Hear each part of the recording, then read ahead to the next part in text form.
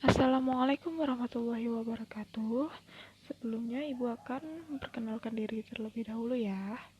Nama Ibu Rosi Febria Rahayu. Kalian bisa panggil saya Ibu Ayu. Anak-anakku sekalian, pada hari ini kita akan memulai pembelajaran kita. Namun, karena pandemi virus corona ini belum berakhir, terpaksa kita memulai pembelajaran kita via online. Semoga apa yang Ibu sampaikan nanti bisa dipahami dan ilmunya bisa bermanfaat bagi kita semua ya. Amin. Pada pertemuan minggu ini, kita akan membahas materi pada bab 1, yakni yang berjudul Meyakini Hari Akhir, Mengakhiri Kebiasaan Buruk. Adapun yang akan kita bahas minggu ini, yakni tentang pengertian hari akhir dan macam-macam kiamat.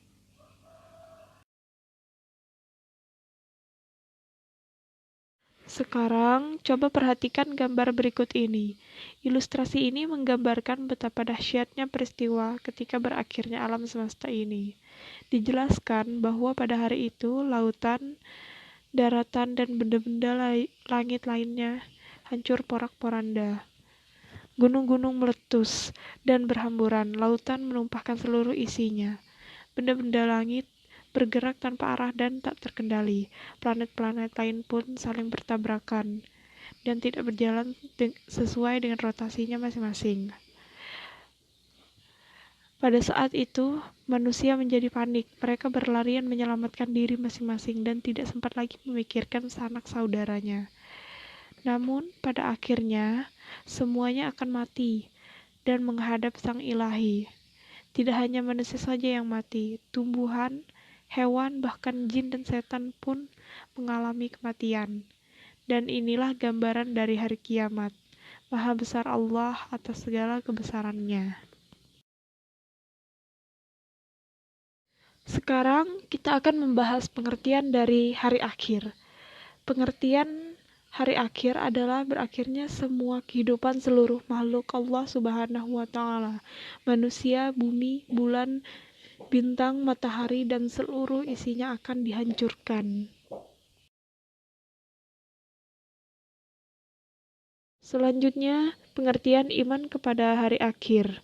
Iman kepada hari akhir adalah meyakini bahwa seluruh dunia dan seisinya akan mengalami kehancuran. Akan adanya kehidupan akhirat sebagai hari pembalasan atas amal ibadah manusia. Beriman kepada hari akhir itu sendiri merupakan rukun iman yang kelima. Kita harus meyakini bahwa hari akhir akan datang. Ada salah satu dalil yang menjelaskan tentang hari kiamat. Allah Subhanahu wa Ta'ala berfirman, A'udzubillahi minasyaitonirrajim. Bismillahirrahmanirrahim. Wa annas sa'ata atiyatul la rabba fiha wa annallaha yab'atsu man fil qubur. Yang artinya, dan sesungguhnya hari kiamat itu pastilah datang. Tak ada keraguan padanya dan bahwasanya Allah membangkitkan semua orang di dalam kubur. Quran Surah Al-Hajj Surah ke-22 ayat 7. Kiamat dibagi dua macam. Yang pertama, kiamat sugro atau kiamat kecil dan kiamat kubro atau kiamat besar.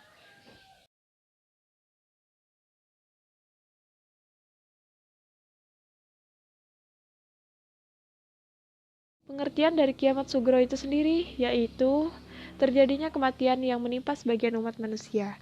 Misalnya, meninggalnya seseorang karena sakit, kecelakaan, terkena bencana alam, dan lain sebagainya.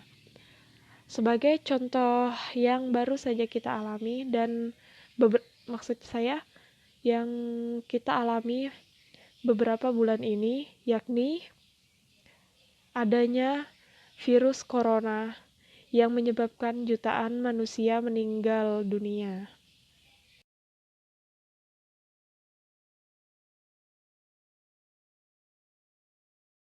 Tanda-tanda dari kiamat sugro itu sendiri, yang pertama, manusia bermegah-megahan dan melupakan Allah Subhanahu wa Ta'ala. Yang kedua, jumlah ulama atau ahli agama yang sesungguhnya semakin berkurang. Yang ketiga, perzinahan bukan menjadi hal yang tabu lagi.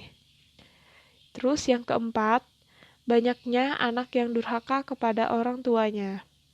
Yang kelima, banyak wanita yang berpenampilan seperti pria dan begitu juga sebaliknya.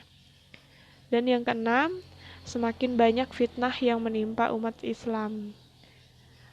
Masih banyak lagi tanda-tanda kiamat sugro yang sering kita jumpai.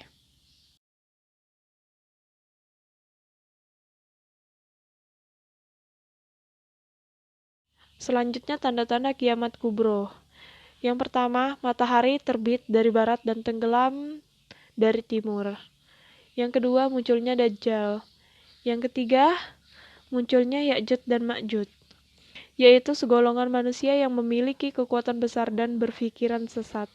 Munculnya Ya'juj dan Ma'juj akan membuat kerusakan di muka bumi ini. Selanjutnya, turunnya Imam Mahdi. Yang kelima, turunnya Nabi Isa alaihi salam.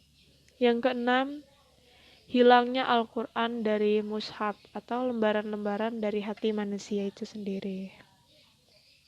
Mungkin cukup sekian pembelajaran kita pada minggu ini. Untuk materi selanjutnya akan kita bahas minggu depan ya.